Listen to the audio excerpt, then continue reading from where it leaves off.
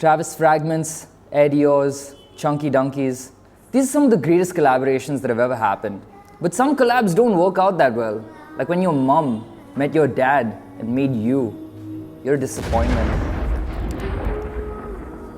Collaborations between sneaker companies and designers have created some of the most culturally impactful and coveted sneakers of all time. But what makes a good collaboration and how did it even begin? That's what we're going to talk about today. Collaborations are an exciting give and take. It's not just two brands bring their aesthetic styles together to create an exciting piece of footwear. Smaller designers actually get access to the larger companies' infrastructure, while large companies get access to fresher artistic voices who have their fingers on the pulse of pop culture.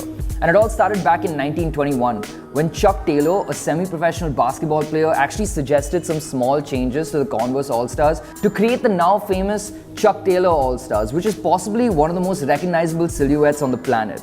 And then in 1982, Run DMC became the first hip-hop group to get their own collaboration and even dropped a single called My Adidas. And for people that have watched Mean Street videos before, that's also the reason why Harshvardhan Kapoor hates me.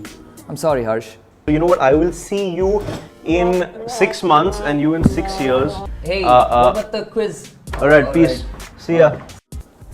So a good sneaker collaboration should actually get people that know nothing about sneakers excited and talking about something that could happen. You know, it should actually bring people from outside the culture in and have a larger conversation about what do sneakers mean and what they can stand for. But what makes a good collaboration? So what makes a good collaboration? Quite a few things actually, as always. Let's go through them one by one. First is design or the narrative, the story, everything else behind it. All of the artistic words. A good example of this is the Jordan 1 Dior. I mean, we could not do a video on collabs and not mention the Dior. So it's the most expensive Jordan 1 ever, and for good reason. The craftsmanship, the detail, and just everything around that shoe is perfection. It's so luxurious. It was never imagined it could be done on a Jordan 1 before.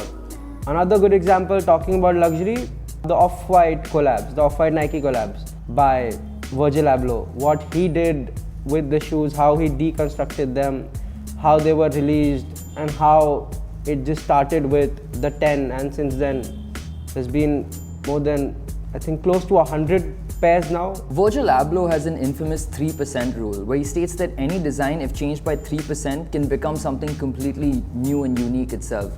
And now, although that's met with some kind of criticism from people, you can't take away his impact on the 10 collection as a whole. You know, when it comes to the deconstructed designs or the translucent windows or the irreverent quotation marks, everything is just... Talking about hype, second is obviously the hype behind the shoe. Again, good example is Travis Scott. When he started collaborating with Nike, he was the hottest rapper in the world. And Nike obviously did not miss a chance to collaborate with him. So he did the Jordan 1, the Jordan 1 Low, the Dunks, and a lot more. Air Maxes, we don't know what's going to happen to them. But it's just always happening, and all of them have done very well in the resale space and have been very well received by everyone. Like the Travis Scott Dunk, for example, it's very artistic, it's something out of the blue. It's what Travis took inspiration from the Stussy Dunk because he liked the shades of pink there and wanted to do something similar of his own. Which brings us to the third point, which is nostalgia.